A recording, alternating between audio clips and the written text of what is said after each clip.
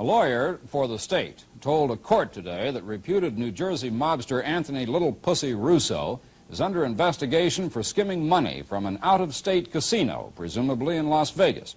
The statement came in a hearing on Russo's bid to recover $10,000 in cash seized by police in a raid last August on Russo's office in West Long Branch. The state lawyer said Russo is being investigated for everything from extortion to sports betting by grand juries in Las Vegas and Newark. The judge said the state could keep the money, at least until the grand jury investigations are complete. The Casino Control Commission today held a 3-hour closed-door session on how Resorts International prevents thefts and handles cash, trade secrets in the casino industry, in the continuing hearing on Resorts' permanent license. In a later, open session, a Resorts official charged state authorities broke a promise to not go public with criticism of Resorts' accounting controls in the Bahamas. And the New York Daily News reports today that Vincent Fat Vinny Teresa, a convicted mobster, had been sought to testify, but refused when the state refused to pay him a $12,000 fee. A reputed mobster, Anthony Russo, was found shot to death this morning. Russo is known to law enforcement figures and others by his nickname Little Pussy.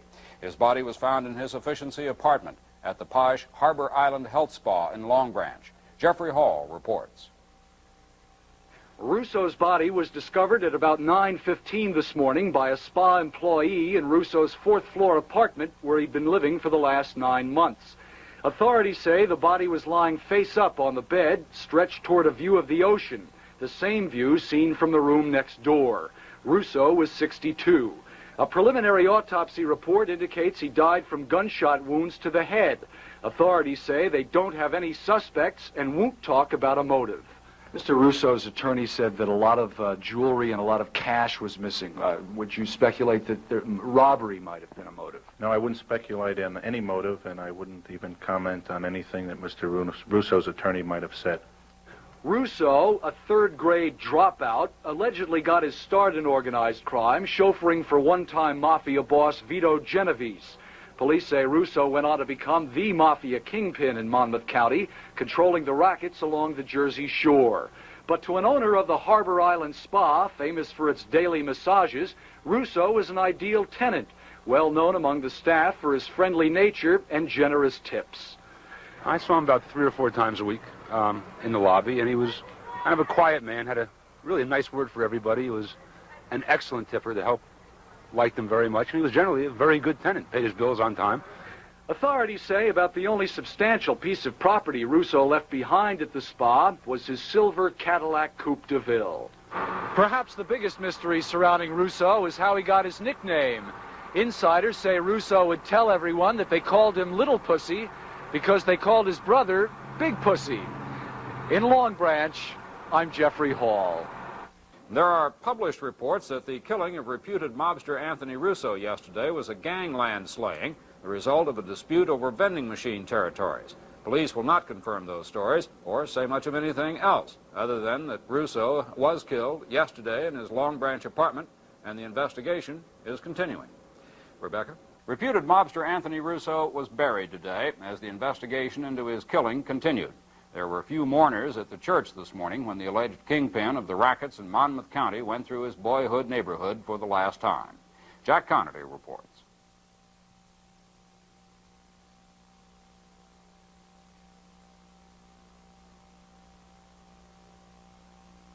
Reputed to be a member of the Genovese crime family and one of the most powerful mobsters in the state. Cameramen and reporters waited outside, along with a number of undercover police who were checking the identities of the mourners and taking their own pictures. But there wasn't much to see. A federal undercover agent says not one identifiable member of organized crime showed up for this service, and there were none in the funeral party. That's a sign of how far and how quickly Russo fell out of the mob's good graces. Russo died in his bed last Thursday in a room he rented here at the Harbor Island Spa in Long Branch. He had been shot in the head 4 times, a gangland-style contract killing. But authorities say they still have no leads to the identity of the killer, and the murder weapon has not been found. Russo grew up in this neighborhood, now dominated by the shells of public housing apartments built long after he left. The plaza here is called Ruggiero Plaza, named after mobster Ruggiero Richie the Boot Boiardo. But that was as close as Russo came to getting a mob acknowledgement of his death. An undercover agent we spoke to said the mob's absence at the funeral confirmed his suspicions that it was a contract killing. Russo faced federal indictments for loan sharking and profit skimming at a Las Vegas casino, and he was under pressure to talk, to name names and turn state's evidence. No one seems to know if Russo had begun to break, but it's obvious that someone thought he had or would. I'm Jack Conity. Police are looking for two mystery men in connection with the gangland-style killing of reputed mobster Anthony Russo in Long Beach last week. Composite drawings are being circulated of two men seen around the spa where Russo was shot to death. Ballistic tests are also being run to see if the same gun, which has not been found, was used in other killings. Russo was buried yesterday in North Arlington after services in a church in Ruggiero Plaza. Church officials were concerned today because of a United Press International error, repeated on this news broadcast, on the naming of that plaza. The UPI story, which was widely carried, said the plaza was named after another reputed mobster, Ruggiero Boiardo, but it was not. The plaza was named in honor of a late priest who had worked at the church 30 years and is buried near it. Rebecca? Reputed New Jersey underworld boss Ruggiero Boiardo, also known as Richie the Boot, has been indicted on charges of illegally owning and operating a Las Vegas casino. 4 others were named in those federal indictments, including 2 dead men. They are Anthony Russo, who was murdered in Long Branch earlier this year, and his brother John, who died a natural death last year. The 5 are accused of managing the operation of the Jolly Trolley Casino, skimming off profits and bribing a police officer to keep the ownership secret. These latest indictments are part of a major state and federal investigation into organized crime. Last May, the 88-year-old Boiardo was arrested along with 8 others on numerous charges, including conspiracy, robbery, and murder. That was part of the state's investigation, which Attorney General John Degnan said would prove once and for all there really is a nationwide network of organized crime. Those cases have not yet come to trial. Boiardo and the others indicted today face a 40-year jail term if convicted on the federal charges alone. Good evening. State prosecutors began playing tape recordings today, which they say will prove that organized crime is involved in extortion and murder in New Jersey. Steve Taylor was at those proceedings in Somerville today. Here's his report. 8 men were indicted last May for conspiracy, extortion, and murder. The defendants include Ruggiero Boiardo, also known as Richie the Boot, who prosecutors say is linked to the Genovese crime family. None of the defendants was in court today as the first of about 50 hours of recorded conversations was played. Today's tapes were actually pretty mild, with no obvious incriminating statements. A police informant had been rigged with a hidden tape recorder, and then he talked to people to whom he owed money. In one conversation played in court today, we heard another man say this to the informant. "If you can't meet these obligations," meaning the debts, "I don't want to see nothing happen to you. If you can't make these obligations, forget about it. I can't help you." Now, that statement could be interpreted as a threat, but somebody else, like a defense lawyer, could also call it friendly advice. Prosecutor Michael Brown said the statement was made by Anthony Little Pussy Russo, who was killed in a gangland-style shooting earlier this year. Brown hopes to prove that some of the defendants who worked for Russo committed illegal acts. The state says that tapes yet to be played will show that an organized crime network involved in loan sharking, gambling, and murder operates in New Jersey. For the 3rd day in a row, defense lawyers argued strongly that the tapes should not be played with news reporters present. They say such an open display of prosecution material will make it harder for the defendants to get a fair trial. So far, Superior Court Judge Michael Imbriani has overruled those objections, but the defense lawyers say they haven't given up yet. And the 8 men are not on trial yet. The tape playings are part of a pre-trial hearing, which should last several weeks. The trial itself will probably begin in March. I'm Steve Taylor. Although that case never made it to court, a pre-trial hearing has been making headlines. It is that case which has the attention tonight of sound-off commentator John McLaughlin. The state police tapes being played in the Somerset County Courthouse pre-trial hearing for Ruggiero, Richie the Boot Boiardo, and 7 other alleged mobsters provide a marvelous insight into the organization of organized crime.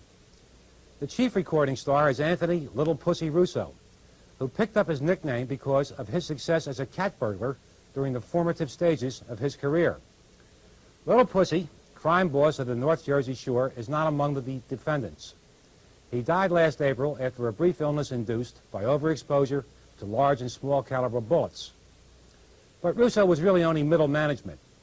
The mob's chief executive officer is Boiardo.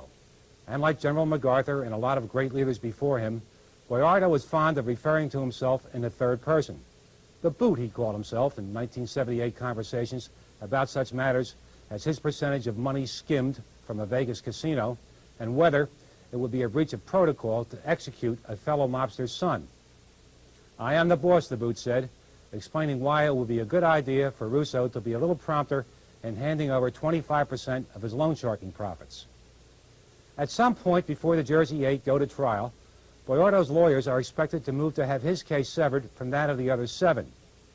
He is an old man, they will say, and sick and a little senile. Well, just a year and a half ago, he was doing a pretty good imitation of Marlon Brando in The Godfather. And if you're wondering what the state's reason is for prosecuting an 89-year-old man, even if he's guilty, how about this? 50 years of getting away with murder. I'm John McLaughlin.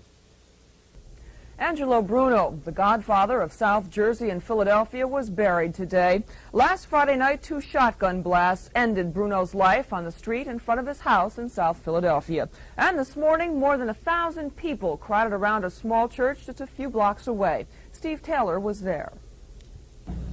A wall of curious faces gave way reluctantly when the heavy bronze coffin arrived at the Church of the Epiphany of Our Lord. Inside, about 250 relatives, friends, and associates waited for the remains of Angelo Bruno.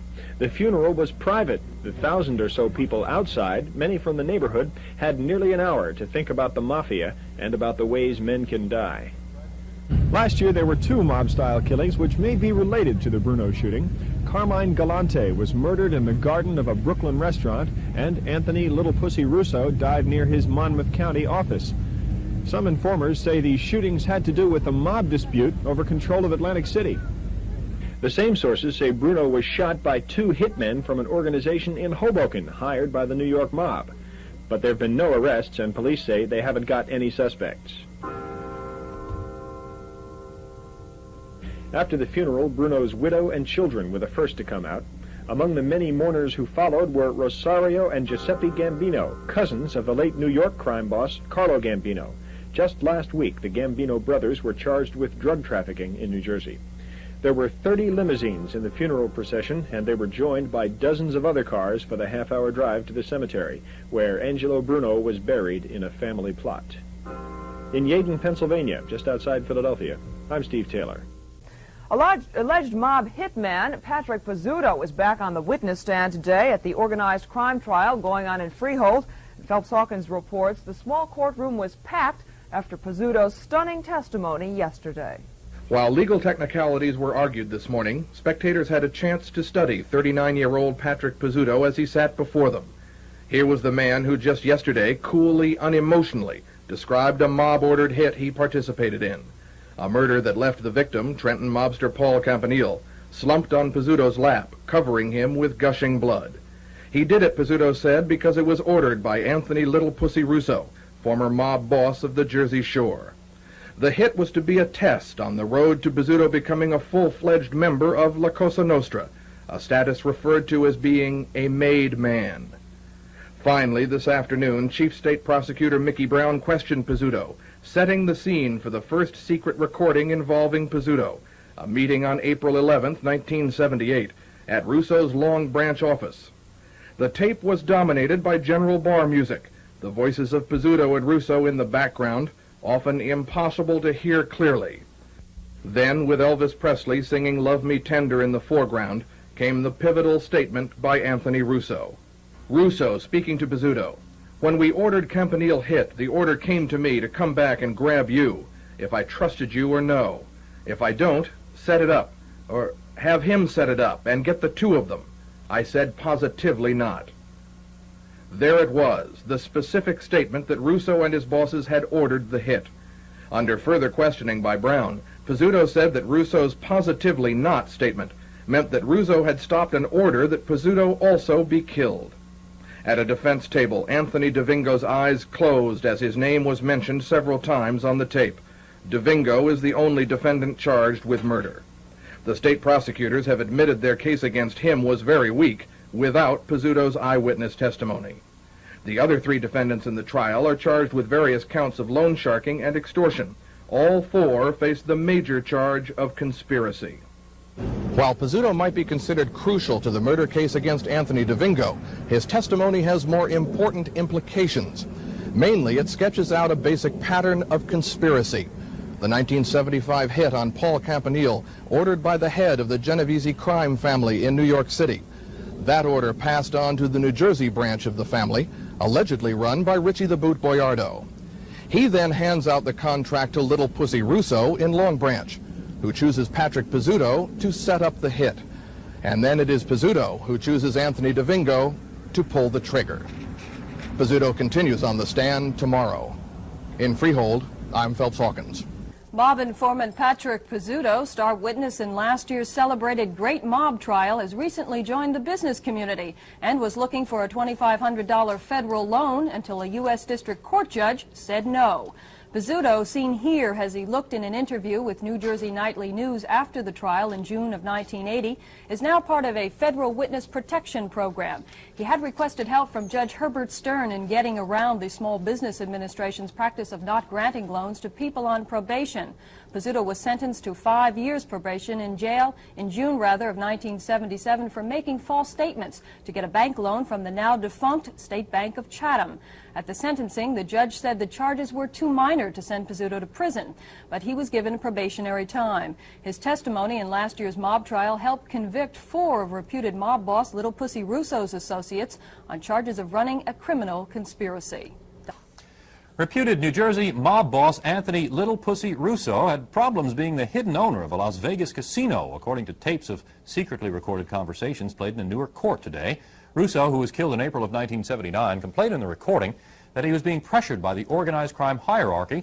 And he told another owner of the Jolly Trolley Casino that employees there were stealing things. A federal jury heard the tapes in the 5th day of the trial of 4 men accused of racketeering. They were secretly recorded while Russo met with other reputed mobsters in Newark in 1978.